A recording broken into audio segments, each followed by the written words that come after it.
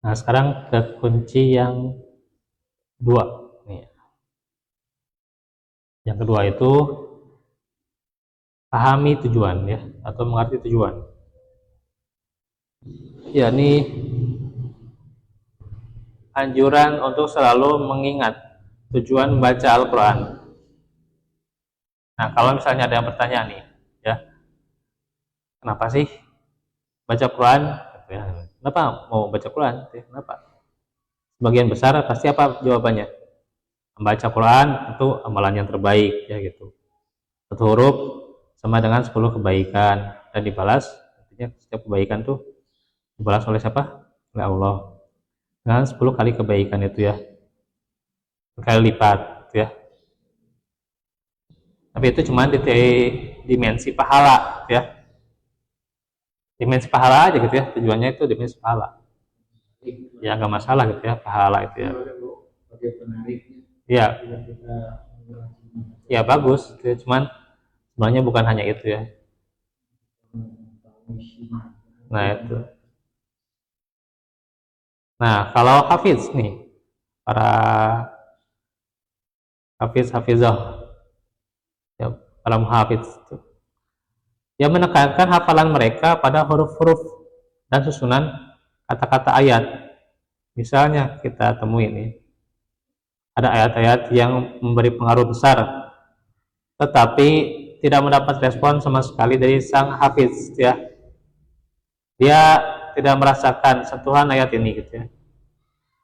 Karenanya membatasi tujuan dan konsentrasi hanya pada rangkaian huruf saja dan tidak menghiraukan makna. Ini cuma huruf-hurufnya aja gitu ya. Bagaimana huruf-huruf ini gitu ya, semuanya kebagusannya gitu ya, huruf apa gitu ya. Ya itu kadang orang-orang orang-orang bisa gitu ya gitu. Orang-orang cerdas gitu ya gitu menerapkannya gitu ya. Huruf ba, bagaimana rahasia huruf ba gitu ya, rahasianya huruf nun ya. Rahasianya huruf ta, misalnya luar biasa, rahasianya itu luar biasa ya, sampai sebundel gitu ya tentang huruf ba gitu ya gitu, luar biasa. Dibikin apa skripsi gitu ya, jadi skripsi itu huruf ba gitu ya, huruf ba, huruf ta gitu, huruf apalagi lah, huruf jim, nah, itulah gitu ya. Nah itu, tapi ya cuman gitu doang gitu ya konsentrasinya pada huruf-huruf doang gitu ya, bukan konsentrasi pada makna, bukan bagaimana tujuan dia memahami atau membaca Quran itu apa gitu ya. Ya. Ada muhafidz yang tidak mengamalkan Quran kan? Atau justru menyimpang dari Quran ya. Nah itu, insya Allah. Makanya menyatukan pikiran untuk memasang beberapa niat ya, dan tujuan dalam satu tindakan itu butuh ekstra ya, kita perhatian, tekad, konsentrasinya gitu bagaimana. Terus amal apa saja ya yang kita lakukan untuk niat kita dan target kita supaya terpasang gitu ya, supaya lebih menjemuk lagi ya, lebih banyak lagi dapat pahala gitu ya. Karena kalau kita nggak tahu tujuan ya bagaimana kita juga dapat pahala gitu ya. Nah itu pahalanya lebih besar lagi pengaruhnya buat kita ya.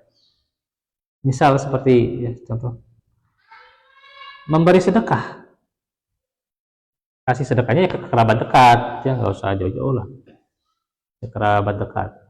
Di situ ada dimensi sedekah dan nuansa silaturahim.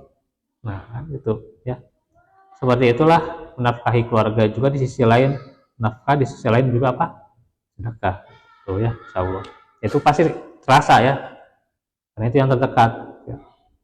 Nah dalam hal membaca Quran ada 5 tujuan yang agung. Satu di antara 5 tujuan itu apa?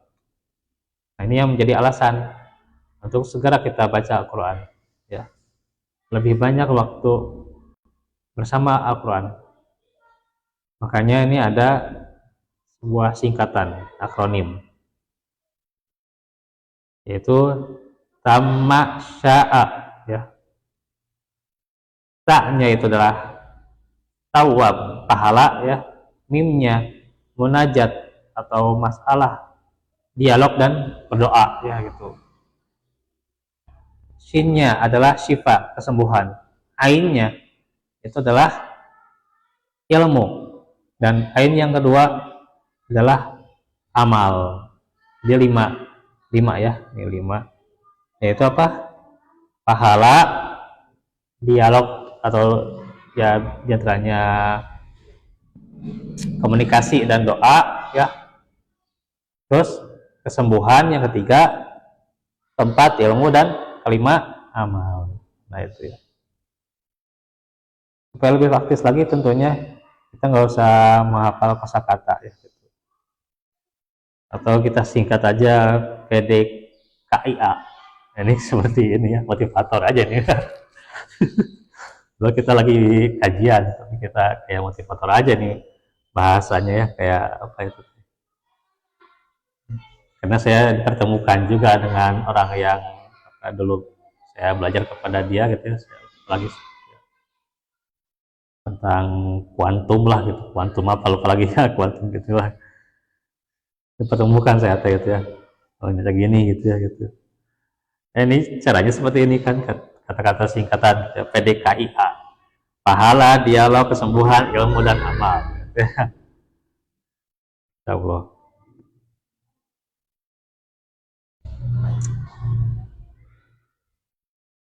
Ya, Al-Quran juga tidak hanya apa motivasi saja ya, tapi ada senantiasa apa yang dijadikan motivasi ya sama-sama beramal gitu ya, sama-sama diterapkan gitu ya. Ya, tuntunan kan Al-Quran itu ya, bukan hanya motivasi saja tapi tuntunan ya. Iya.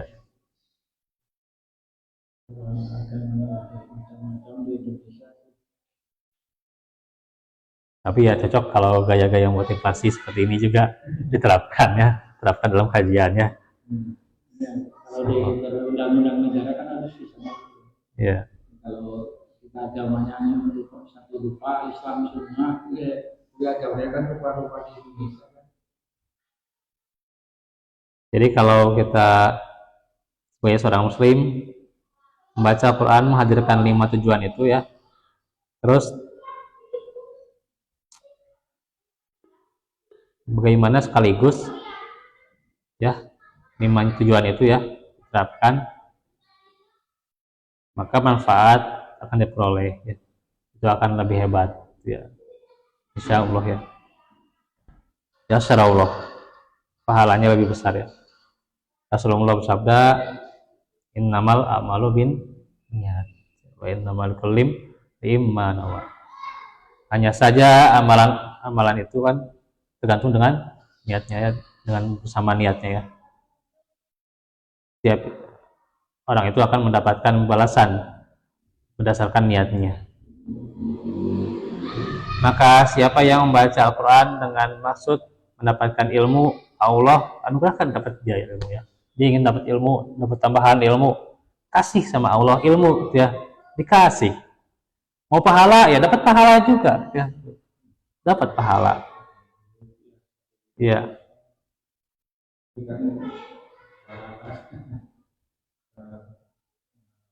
Iya.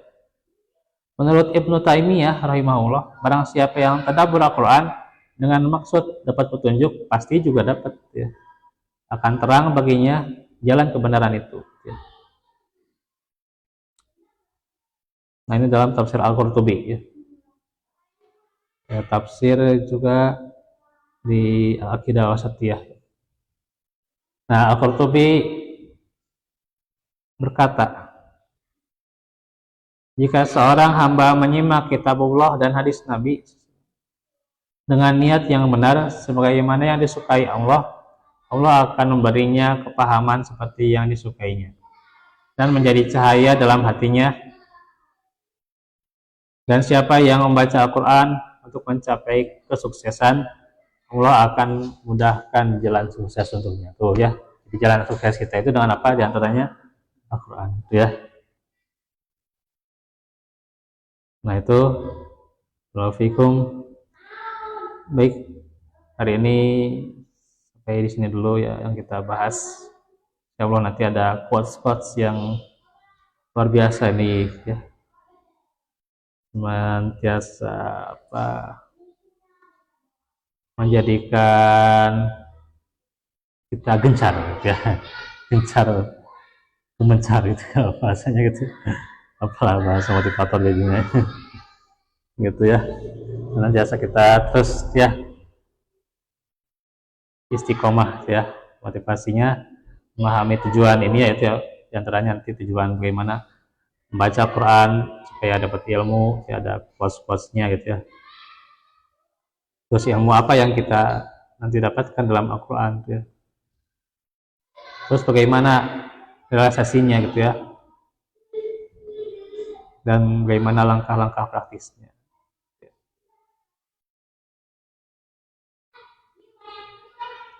Nah itu demikian nanti kita akan mengkajinya ya.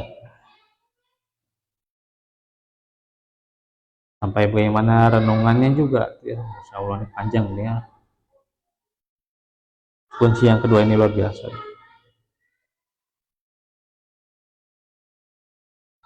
Oke bro, kita tutup saja dengan doa ya. Alamin. Hamdan katsiran thayyiban mubarakatuh. Allahumma shalli ala Muhammad wa ala ali Muhammad. Shalli ala Ibrahim wa ala ali Ibrahim. Innaka Hamidum Majid. Rabbana atina fid dunya hasanah Rabbana hab lana min azwajina wa dhurriyyatina qurrata a'yun. Rabbana la tuzigh qulubana ba'da idh hadaytana wa hab lana min ladunka rahmah innaka antal wahhab. Nasilin ya fiha ma'asir wa hamadi wajah tasir. Rahmatka aju falat kilni lisani kullahu lai amana asim lana nurana fana wa tabalaina in katawa rahim rabbana lana wal ikhwan nabil iman la tajal fi qulubina kami awzi ini asqurani matfati amtala ya wa ana amala sholihan taddo askali rahmaka fi untuk tu yalaika wa inni min la ilaha illa anta subhanaka Rabbana zalamna anfusana wa lam taghfir lana wa tarhamna lanakunanna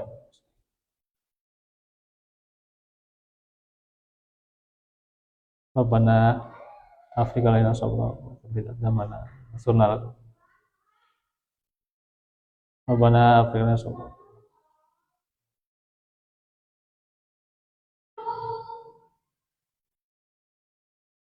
bis'al hada dan amina dirubni anak udal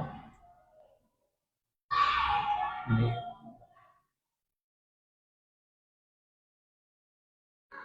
Rabbana iwal wal iwar maka maruf bayani asbira wal iwal mu'minin wala faminkum subhanakallahumma bihamdika asyhadu an la ilaha illa anta astaghfiruka wa atubu ilaik. Assalamualaikum warahmatullahi wabarakatuh.